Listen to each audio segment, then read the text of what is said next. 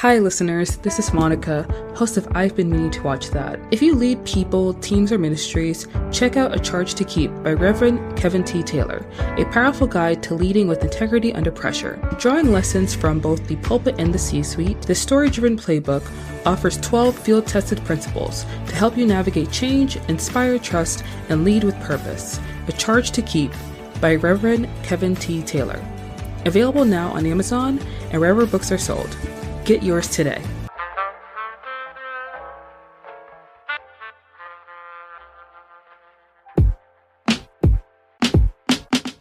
Hi guys, welcome back to the podcast. I've been meaning to watch that. I'm your host Monica.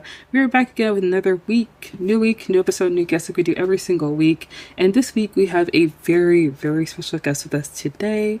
And I'm going to go ahead and allow him to introduce himself to you guys. What's good, everybody? My name is Leon Chills. I'm a screenwriter, film, television, co-written comic books, did a video game at one point, so just all-around storyteller, typically in genre, and typically trying to center Black characters in genre, because normally we are just the supporting characters. So that's been my mission so far. Awesome. Guys, I'm so happy to have you on, Leon. He is here to promote his new project that he has recently written. It is called Believe in the Boy Who Dreams. Now, at this moment, it is a script, but I am more than happy to dive in and ask you questions about this project. And you guys may also recognize some of his other works, like The Wild, which is a popular show on Amazon Prime, and also Shadow Force, which is beloved by many people. So I'm really excited to go ahead and dive in. So one question I did want to ask, because this screenplay obviously has a lot of like influences from anime and like shonen anime, I wanted to know, what was the idea or the spark that led you to write this project? Like, what was it that, you were probably thinking about or watching one day, you're like, I could make something out of this? Well, I mean, I grew up on anime, Toonami way back in the day, Dragon Ball Z, Yu Yu Hakusho, Rurouni Kenshin, all of that stuff. And I think, subconsciously, all of that came back up as I was writing this movie. And as a fan of anime, obviously it's very rare that, again, there are Black characters at the center of it, but we are a very passionate fan base for anime. And so I just wanted to try to, create a story where that was no longer the case, that we were the main characters. While also, paying respect to the genre. You've read it. I think it's also like a love letter to the genre as well, and shows a lot of respect to it.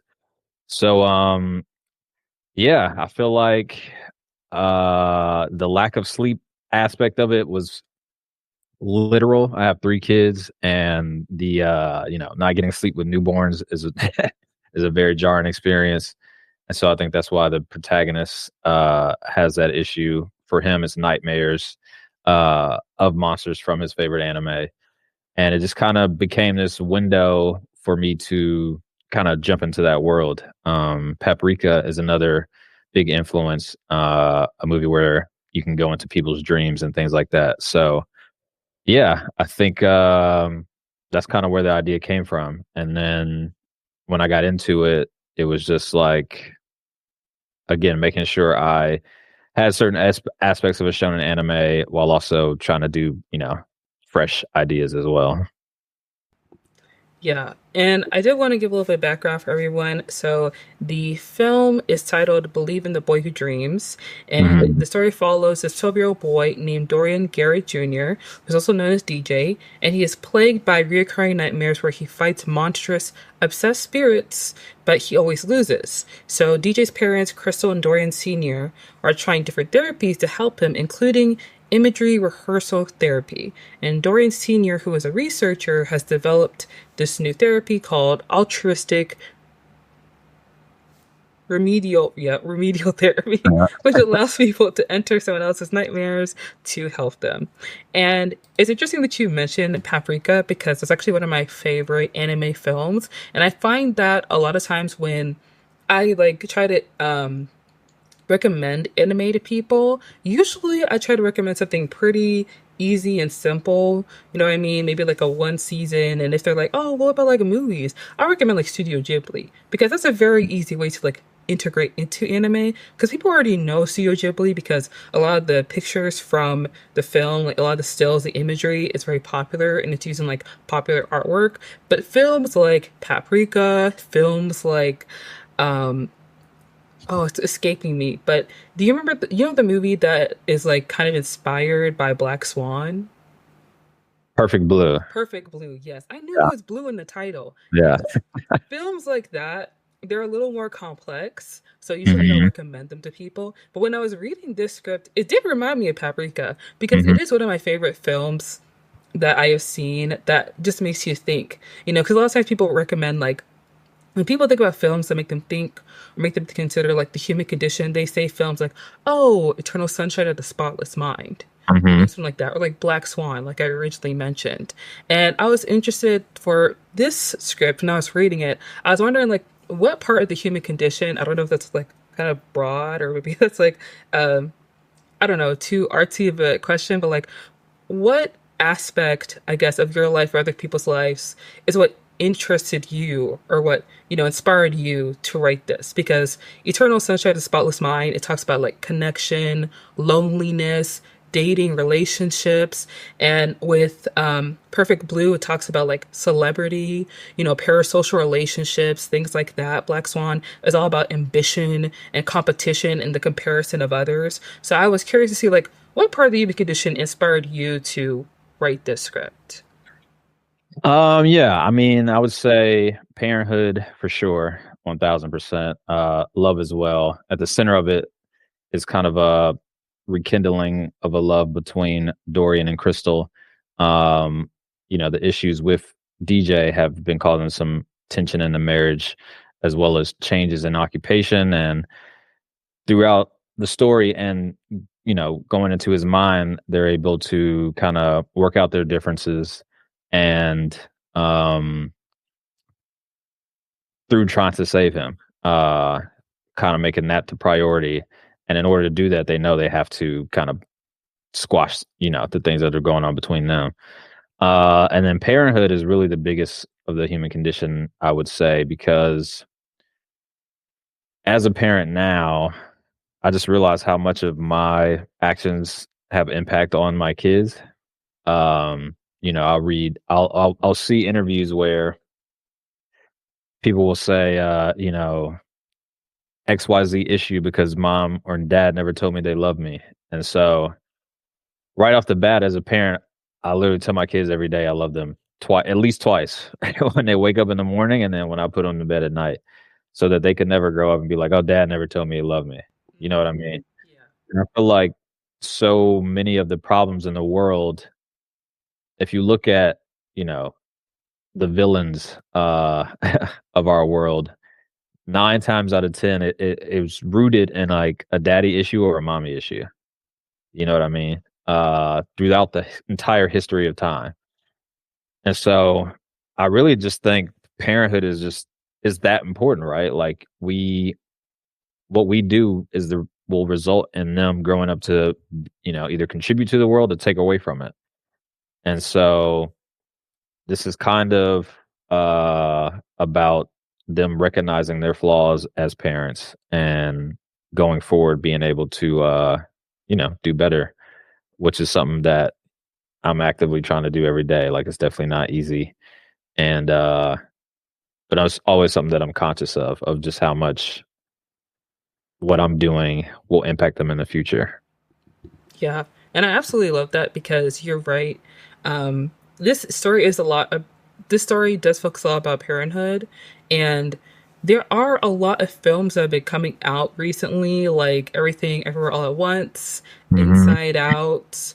Um, there was another film. Wow, I'm forgetting movies. You remember the movie Turning Red? That's what it was. Oh, yeah, Yeah, yeah. yeah. There are a lot of films that are coming out where it feels like filmmakers are reflecting on their childhood and how their Mhm. parents influenced them and how their parents raised them and like the maybe fraught connections they have with their parents and their Hmm. own emotions in adolescence. And you see people responding so positively to these movies Yeah. because they connect with it on a personal level. Because not everyone has like the best relationship with their parents. So you as a parent, raising your own kids, writing this story kind of, telling people in a way about how you're focused on raising your children with love, with care, because you see how, sometimes when parents aren't always, as, openly loving or maybe aren't always there for their kids in a way, when the children get older, they try to fill that hole or like what's missing with something Hmm. else. So I found it Right. very interesting when I was reading the script to see all of this come together. And I think that with Dorian and his like therapy, the fact that he like created this therapy for his son, to help him with his nightmares, to help him feel better, even though as a dad, he's not the perfect dad, but you could tell that he Yeah. cares and he could show that he cares and he loves his son through his work. So I think that was a Hmm. very interesting, thing to see in the script as I was reading through it, and I really like that. Yeah. I'm glad that came across. Because well, one, you're one of the first people to ever read it, so this is the first time hearing that it's coming across well, so that's great. But like you said, like he's doing all that work for his son, which is also causing him to be absent from his son. So it's like in that showing the difficulty of parenting, right? And that we can't be perfect. I think it's also about being self-aware about myself. Like, yes, I'm recognizing I can do the little things of telling them I love them because I know in other instances I'm going to fall short. You know what I mean? So I'm just trying to control what I can control, um, and just do the best you can. But like you said, if you can eliminate as many holes as possible to be filled later on, I think the better off we are. That is very true. And as someone who is also a fan of anime, one thing that I've noticed, and I'm sure other people have noticed as well, is that a lot of times protagonists do not have like strong father Yeah, yeah, figures in their yeah. lives. So it's refreshing to see this film and like read the screenplay to see, this young boy having two parents who are willing to go into his mind, go into his nightmares, and try and pull him out of, this coma as a result of his nightmares and the stress from these nightmares. And me personally, like, I love watching My Hero. I love Mhm, watching Hunter x Hunter, mhm. but to have, something that's a little bit different where there are two parental figures supporting our young protagonist, I feel like it's something that's really it's something really warm, and I feel like having something to help the protagonist on their way as two parent figures, it's a lot more impactful because even though like a protagonist with parental figures is something that's kind of like in the norm of like anime or like YA novels, but to have the Mhm. two parental figures there to support him, I feel like that's something that can really resonate with a lot of kids, and it's something that they can connect to as a lot of young kids. Maybe they don't have a two parent household, or maybe they're not in, maybe they're being raised by another family member. So to have a film like this that they can watch and they can see a protagonist that they really relate to, it can be something that they can still connect to in a way because this is showing them something that like they could one day have or something that they hope to have you know Yeah, for sure. Yeah, like you said, one day have or hope to have as parents themselves. And I was definitely very conscious of that, especially the bad dad narrative in anime. Like even people are like going back and saying Goku was actually an awful dad and stuff like that. So I was definitely aware of that, and again, trying to subvert that a little bit. And I was curious to know, like, what research did you do in regards to the world building of, in terms of you know, the obsessed spirits, and then Hmm. going into Kuroyomi City, because I found it very interesting when I was reading through it, seeing everything kind of come together. So I am interested to say, like, what research did you do, and is there like an anime or like certain anime that inspired this story? Because having the family go through training is something like that happens a lot in anime, like the training arc. Right. You know, the time that they take to like build up your skills before you go Yeah. into like the big fight. So I'm just Yeah. curious to see like what was it that you drew inspiration from? What research did you do to kind of build this world? And I'm also interested in the research you did into the therapy and the treatments that DJ goes through, because it does feel very similar to like treatments that people would go through for like, you know, maybe like bipolar disorder, anxiety, depression, things like that. But it still fits into the fantastical world that you've built into your Mhm. screenplay.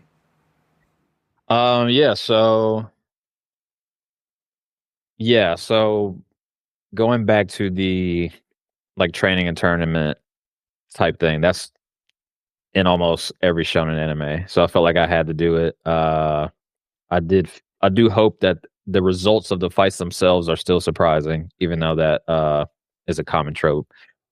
Um, the world building, it actually. So I first wrote this script like 2 years ago, and it was just there was no world building of the world they go into. So it was just like, it's his favorite anime, but the anime didn't have a title. Like Hikaru's in this, he wasn't in that version. Uh, like I hadn't thought out all of that world, so I kind of had to write the script at face value with just the top layer, and then I had to go back this year and build out the world of the show that he loves, Mercy Strike. And in doing that, like I said, paying respects to the Japanese culture, it was a lot of research in terms of the meaning of words. So that's how I came up with Kuriyama and Hikaru and all of it. A lot of it has to do with lightness and darkness and how the obsessed spirits are, people turning into monstrous forms because they become so obsessed with things, and it's like letting the dark take over the light in you. And so, yeah, it was just a lot of research in that regard. And then image rehearsal therapy is a real thing. So nightmare disorder is a real thing. Um, I was trying to ground it as much as possible to like something that's real. That's IRT and that's ART, which is obviously uh, a double entendre that like art is a way for us as a therapy and it's in and of itself. But yeah, I just tried to ground it as much as possible in reality, even though it's like a very far fetched thing to think we could go inside somebody's nightmares. But just kind of making it as realistic as I could, I felt like would help. The reason he goes into the coma, that's a real thing. The amount of stress and like him just kind of going lights out. So yeah, I would say like Bleach was an inspiration in terms of like the obsessed spirits. Um, I mean, even like Demon Slayer, I think the way that they have such detailed backstories of how they came to be the demons kind of influence the idea of the obsessed spirits and how they came to be that way. And yeah. I absolutely love that you mentioned Demon Slayer, because there are a lot of similarities to your work in Demon Slayer, because Mhm. the basically like the antagonists are like kind of like the bad versions of his family members, but it's just based on like their most negative attributes, you Right. know. And it's interesting to see that because in Demon Slayer, the seven, I believe the seven top demons of Hmm. Muzan are reflective of the seven deadly sins. Mm. And I love that parallel because there's something so interesting as seeing arts anime reflect certain like tropes or just certain things that people know within mythology and then bringing that into a different medium. So I really loved when I was reading through the screenplay, reading about, like his mom, reading about his sister and how like her jealousy and how her wanting attention, because Dorian gets a lot of attention, DJ gets a lot of attention due to his nightmares and like his father and like his kind of like bad self or like bad avatar, seeing those comparisons was very interesting because it's not that DJ, sees his family or sees those bad parts of them as like demons in the way that you would in Demon Slayer, but he Right. just notices the negative aspects of them and it kind of manifests in his dream world and those negative aspects. So I found that it was very interesting. Right. Because we tend to remember the most negative things about people sometimes more than the positive, right? Like the negative can have more of a lasting impact than the positive. Um, and so I want to do a spoiler warning for anybody listening as we get into the twist. Because I want to ask you a question. Did you realize that Nayrod at any point before or after the twist is Dorian spelled backwards? I didn't realize that until the twist, because when I was reading, I was like, Nightmare is such an interesting name. It's so unique. Sure. I don't think you thought of that. But it wasn't Yeah, until the twist where I was like, oh, like I kind of got it. I got it yeah. from there. Yeah. Because I was worried that for me, I'm worried that it's like obvious right away that like if you just look at the two names that you'll see that one is the inverse of the other. But again, like you said, the mythology and the lore, you bring it up to seven deadly sins. Like if you it's one of those things you get it, and even if you don't get it, like it's still entertaining and enjoyable.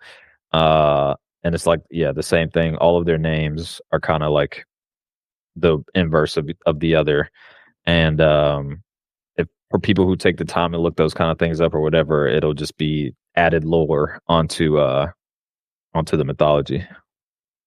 Yeah. And I do want to say, as someone who watches the anime, even though I love it, I'm someone who's always slow to the pitch because I remember watching what was it? I was watching Full Metal Alchemist Brotherhood with my brother Uh, and there's a shot of the city in the beginning of the season where it's like it shows you like the full city. And I looked at it, I was like, "Oh, that looks like a transportation circle." And he was like, uh, he looked at me and I looked at him and then we looked back at the screen like, "Okay." I was like, okay. And then, of course, like, I guess spoilers for anyone who hasn't seen Fullmetal Alchemist Brotherhood. But when you get to the end of the season, that's the whole twist. And I'm like, oh my God, that's why it looks like that. He looked at me like, I thought you figured that out. I was like, what do you mean? He was like, I thought you got that. I was like, no, no, no, no.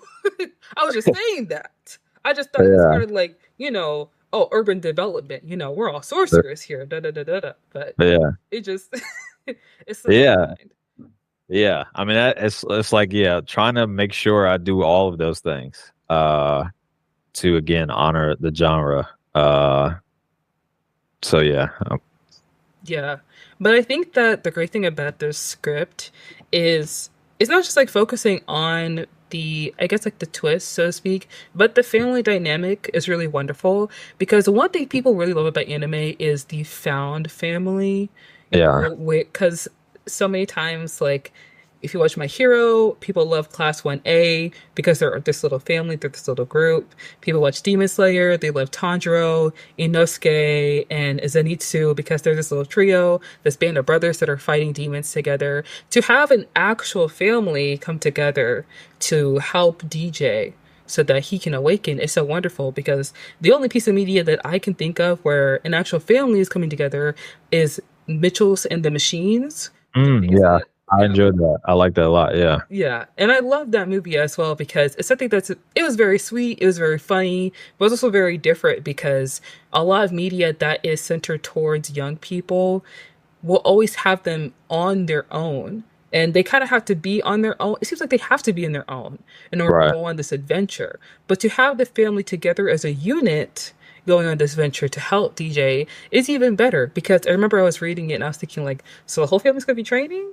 Like we're all doing this? But it's actually something that works very well in this script and in this story, because when you think about a situation where you have someone in your family that is dealing with any kind of mental disorder, mental illness, it's not something you want them to struggle with on their own.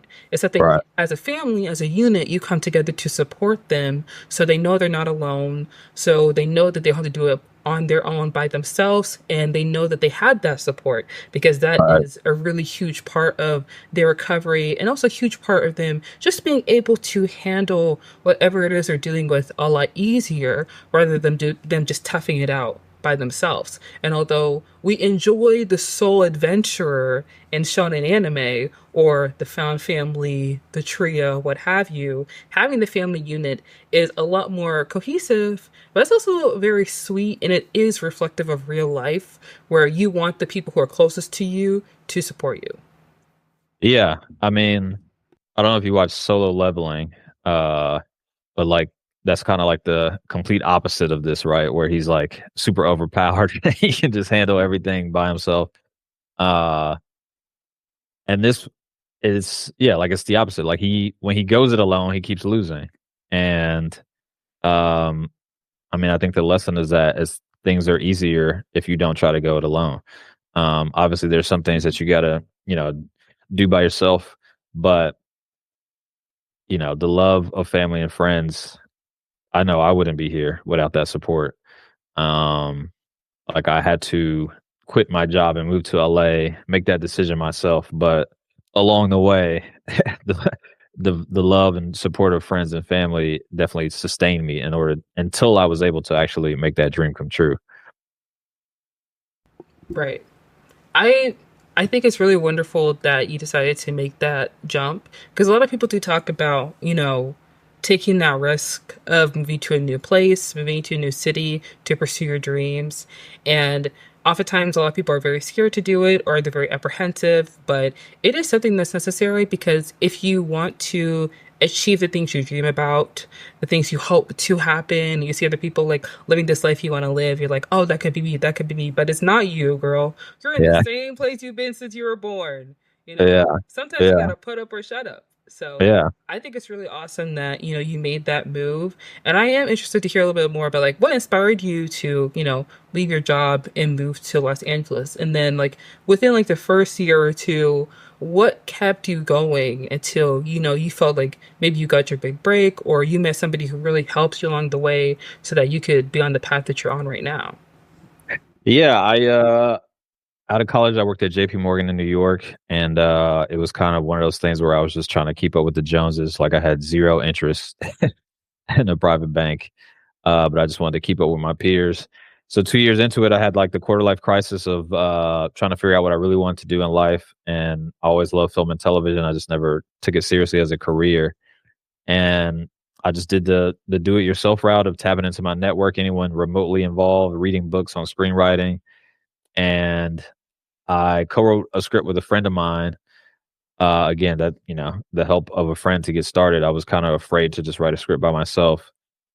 Uh, that script got optioned, and it was kind of the sign for me that I was at least on the right path. And so I quit, moved to LA, and started writing, just by myself. And within those first couple of years, without a doubt, it was my wife that sustained me and kept me going.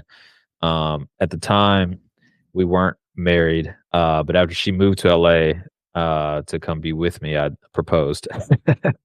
uh, and yeah, I mean, those first few years, the first 2 years, I had like a random job that was super low paying, and then I became an assistant, which was still low paying, but it was at least in the realm of what I was trying to do.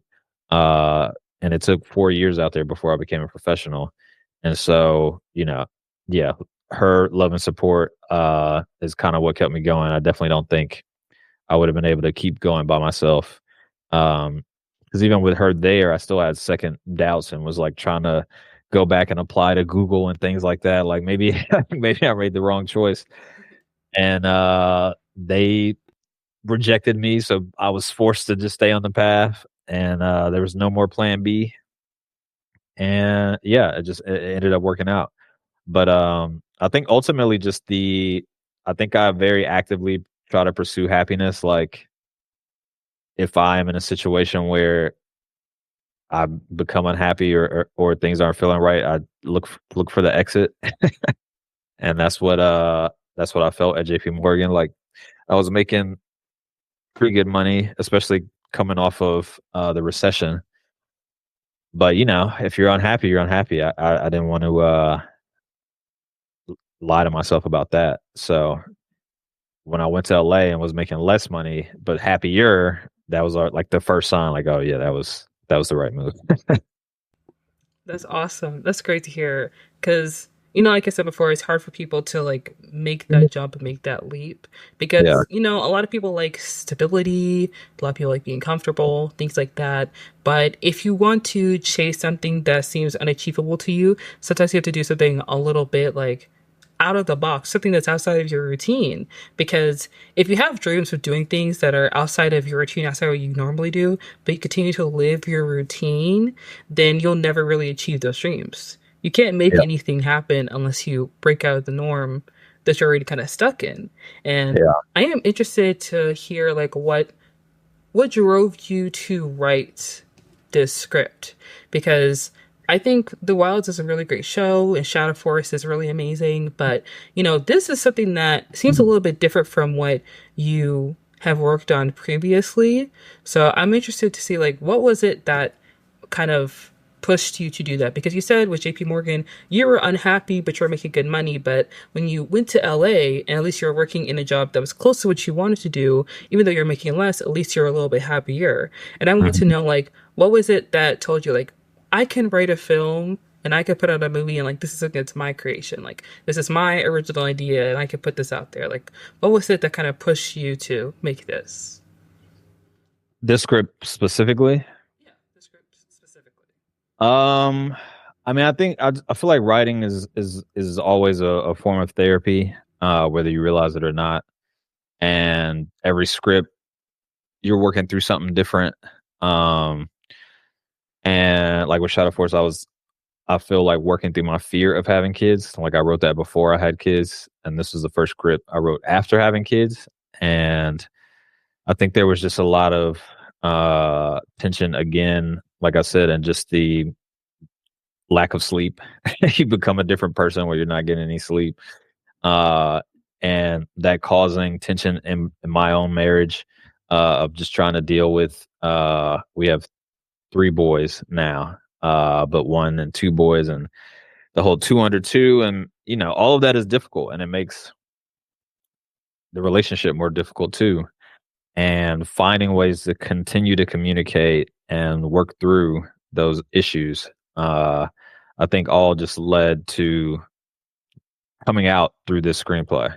Why you see that within Dorian and Crystal, and then again, just my own self awareness as a parent, as a dad, trying to do the right things, and in doing that, sometimes overdoing it and being too controlling and things like that. So uh, it's just kind of like me checking myself to not do that, and it helps to get it out through a movie where I can really like see on the page back at myself and try to fix those things. Yeah, that's really great. And I did want to say, when I was reading the script, I don't know if you know this, but it reminded me of this musical called Next to Normal. I don't feel like I haven't seen that. it is. I think it is a musical that maybe not a lot of people know about. It's not like Hairspray or like Cats or anything like that, but it's a musical about this family, and they recently went through like the loss of their son. So it's Mm, just the mother, the father, and the daughter. And the musical is basically just following the family grieving, and the mother who is grieving much harder than everybody else. And so the mother goes through, it's kind of like shock therapy for bipolar disorder. And it's a very interesting look into a family dynamic of this loss. But I feel like it was the first piece of media where I saw therapy, but it was using a certain kind of tool that isn't really talked about in media. Because we talk about like mental health, we talk about therapy, treatments are usually like talk to somebody, Mhm. medication. There aren't a there isn't a lot of media where like they go into like the array of different treatments that Yeah. are used. So I really liked your screenplay, Believe in the Boy Who Dreams, because it brings in two different kinds of treatment that maybe people don't know about, maybe people aren't exposed to. And a lot of times when people think about therapy and mental health, they think you're lying on a couch, you're talking to somebody, you're paying them too much money, you can just talk to your friend. Right. But because there are different treatments out there for people, I find that different forms of media that expose people to things that they don't know will then, inform people and also maybe influence them to seek out that treatment for themselves. And especially DJ, being 12 years old, being so young, a lot of times parents feel hesitant Mm. to send their children to a therapist or a mental health professional because they feel like, oh, they're fine. Oh, they're a kid. They'll grow Right. out of it. You know what I mean? Right. But you don't want the kid to grow up like 21, 25, and still be dealing with the same things they're dealing with at 14. So Right. I really did love reading the screenplay because especially for like it seems, DJ, he's a young black boy, and for like the black community, therapy is still something that's very stigmatized. To Right. have him like in a two-parent household exploring different options for therapy and his parents, willing to go to seek professional help so that he's taken care of for his nightmares. I feel like that was very refreshing and I really did love that. I really love that aspect of the story. Yeah. I mean, I've done therapy in my life. I guess it's probably something I was hesitant about at one point, but I just, got over it, tried it out. It was actually during the pandemic, actually, where I did it for the first time. And yeah, I continued it on until I felt like I was good. You know what I mean? But again, like I said, being someone that's kind of actively pursuing happiness, like I'm gonna search high and low in terms of like what can help get me back to, that happy place. And I think that's a kind of what you're saying. Like there are all kinds of different forms of therapy that you can try when something is wrong uh, to try and, get you back to where you want to be. Yeah, absolutely. And I remember when I was kind of looking through your, past work, I always have this question for people because I'm just like a little bit curious because I find that whenever I am working with people who are maybe a little more well known, a little more notable in their works, I always have to remind myself like this is a person. Don't start getting Yeah. wrong. You know what I mean?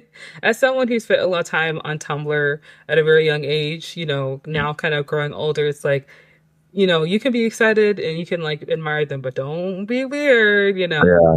When you start working with people, that are pretty notable, like with Shadow Force, Kerry Washington, and also, I hate that I forgot his name. Omar C. Yes, Yeah. yes. He is an incredible actor because I saw him in Lupin, which is a Yeah. show that I loved for a long time on Netflix. Yeah. When you find yourself working with people who are pretty notable and well known, do you find yourself as well kind of like pushing back, being like, hey, chill out? Or are you a little more like, I really love your work, really admire your work, things like that? Like, how do you kind of carry yourself in those situations? Yeah, absolutely. Definitely try to go to play a cool route for sure. Definitely 1000% don't be weird. Which definitely, thinking about for sure.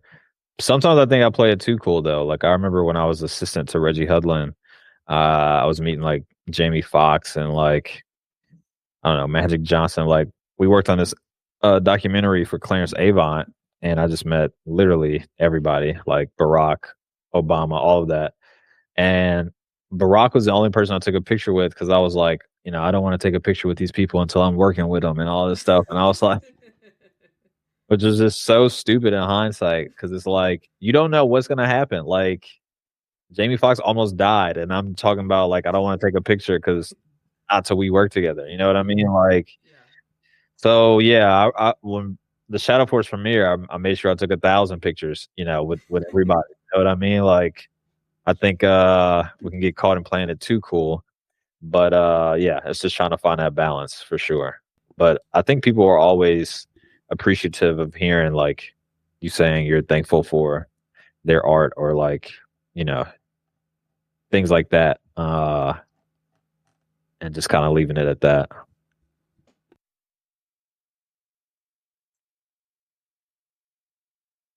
Oh, I can't hear you. I'm so sorry. I'm muting my There, there mic. you I think it's very interesting. You know, the life that people, the life that you lead, because you never really know who you're gonna like run into or like who you're gonna be connected with. And I remember watching The Wild on Amazon Prime, and I loved that show. I thought it was really go. great. I thought it was very interesting, and I found it to be very refreshing because a lot of times with shows that have been coming out, because it seems like a lot of shows that are geared towards young people don't really get a chance to like kind of like get a I chance to know. really do their thing. Yeah. Yeah. And I found the wilds to be interesting because people love to kind of put survival shows in like a box, like, oh, this is like Lost.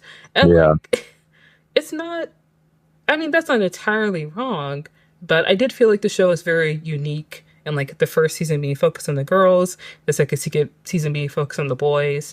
And it was something that I enjoyed. So getting the chance to talk to you and like reading this new project you have, which is different from the Wild Shadow Force, I absolutely love that because there are a lot of creatives who, they kind of find their lane and they stick to it, which is Mhm. fine, which is great. Like Jordan Peele, Robert Eggers, they do horror films.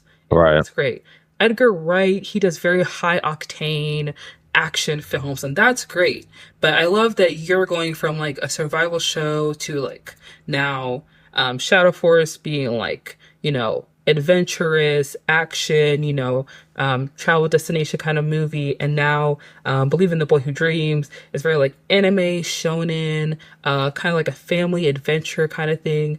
I think that's really wonderful because as a creative, it's good to have, I guess, different avenues you can Right. jump in and out of. It's great to find a lane, but oftentimes that lane can be something that like hinders you. And it's good to kind of break out of that box and do something different every once in a while. So when I was reading the screenplay, I was just thinking like, this is really cool. Like this is very unique. This is very different. And I'm just curious if there was one message you want people to get from Believe in the Boy Who Dreams, what would that message be? Like, what do you want people to like walk out of the theater feeling after they see this? Um, Man, I think again to the parents, just realizing how important our actions are, how we treat or mistreat our kids, and the impacts that has on them, both presently in that moment, as well as in the future. Um, you know, we can be the reason that they're struggling at school or acting out, uh, and not realize it. So I think that's really the biggest thing because again, they are the future of the world, and we want them to be people who are kind, caring, and add to the world versus destroy it. And that starts with us as parents. Um, yeah, and again, if you are fortunate enough to not have to go it alone, and then take full advantage of that. You know what I mean? Like, be grateful and thankful for the love and support of friends and family, and collaborate. Um, yeah, I think the box that I'm in is a genre writer. You spoke about switching genres, but there are some thematic things that reoccur no matter what the genre is, and I think family is definitely one of them. The importance of family. Um, so yeah. That's awesome. And speaking of the Wilds, we had finished all of season 3. Like we had when we got the notice, uh, it wasn't going to continue. But season 3 would have been the boys and the girls together on the island Hmm. after that cliffhanger in season 2. and instead of flashbacks, it was flash forwards to them being off the island. Oh, Yeah, okay. so they do make it off. Uh, Not all of them lived, but it was the interesting thing was that the character that died didn't die until after he got back to the real world, and he couldn't deal with the trauma that the island put on him. Uh, it was Bo who died, and as all the characters are in their separate worlds, it's like his funeral that brings them back together in the present day. Um, so yeah, man, yeah, it would have been nice to get that out there. You have to remind me who Bo is. Was Bo the Even guy? Scotty and Bo were the two friends. Scotty was the black kid, and Bo was the heavier set guy, uh, Oh, who's just like the nicest guy in the world. yeah. Yeah, Yeah, I remember that. Wow. That actually would have been really great to have seen that yeah, third season. Especially now with like how popular Yellow Jackets is yeah. to kind of have those shows on at the same time.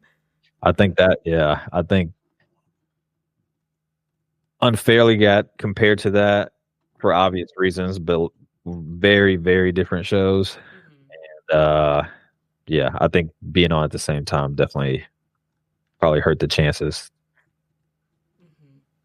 Wow. That's really great. I love that. And I feel like going off of the cliffhanger, like fans, they kind of like assume like maybe that's what's going to happen because at the end of season two, basically it was the lady who was running everything and she like Right, went away right. on a helicopter. Yeah, And then they're all yeah, just stuck on the island like, well now what are we supposed to do? Because she's gone. yeah, So it would have been interesting to see how they would have got off the island and how they would have been living their lives past it. Because you're right, it's different from Yellow Jackets because Yellow Jackets is the girls who were in the plane crash are older and grown up, and we only flash back to what goes on the island, but it's like very rare, like right, every once in a while, and we start on the island with the wilds, right. so it's kind of like that switch, that difference in like the storytelling with going forward. Wow, that would have been really good. Yeah, I would, I would yeah, have enjoyed seeing that. It does suck when that happens. You're working on something that you're passionate about, that you love, and then like the powers that be are like, sorry, bro, we got to pull the plug on this. yeah, yeah, yeah. Episodes already written and everything, but yeah, it's a tough business. Yeah, but it's good that you have Believe in the Boy Who Dreams, because I think this is a really great film, and just seeing the success off of like Demon Slayer Infinity Castle, Yeah, I really do hope it pushes more studios to do more like 2D animation, yeah, because I've already been seeing like announcements of like, oh, My Hero Academia live action adaptation coming, Demon Slayer live adaptation. Oh, Netflix has already bought the rights. Like yeah, it's something where studios in their mind they're like, oh, they like the animated part. Well, yeah, wait till we cast Tom Holland as Tanjiro. That would be yeah. so great. It's like no, no, Taking the wrong message. Yeah, nobody asked for this. Like One Piece, okay, we can leave that alone. That was good, but all the other live adaptations not yeah, that great. yeah. Because it looks perfectly fine as is, and it can't be topped That's in a true. live action version. Hmm. I think the best route is kind of like something like The Matrix, where it was heavily inspired by anime, but it wasn't a direct adaptation of any anime. So there was nothing to compare it against. Like there's obviously a Ghost in the Shell reference, but like or inspiration, but you aren't comparing it directly to Ghost in the Shell because it's not Ghost in the Shell. And then when Ghost in the Shell actually does have a live adaptation, it goes horribly because then you're comparing it to the anime. So Hmm. yeah, I think when you do it live, it's just best to kind of like Believe in the Boy Who Dreams, even though it's anime. It's just like lean on your inspirations, but the direct adaptations are they're tough. For Believe in the Boy Who Dreams, were you thinking in your mind that this would be like more live action where like they cast people, or is it animated? And originally, back when I wrote it 2 years ago, I was thinking live action. Uh, but now, when I went back and did all the world building for the show that they go into, I was like, no, let's just do it as an anime. And then, like you said, thankfully, something like Demon Slayer happens that's extremely successful that should help convince people to just let it be an anime. Uh, K-pop Demon Hunters isn't like, traditional anime, but again, animated. Even Nerzai 2, the Chinese animated movie that's made $2 billion. Like all of these are examples that like, yeah, just leave it animated. So we'll see what happens. Yeah, and I definitely agree with you on that because animation is an incredible tool in storytelling. And I feel like with the script that you have, animation will be amazing because animation leaves no barriers. It leaves nothing like your mind is kind of like the playground. It's really just like the animators, it's up to them to kind of like bring that to life.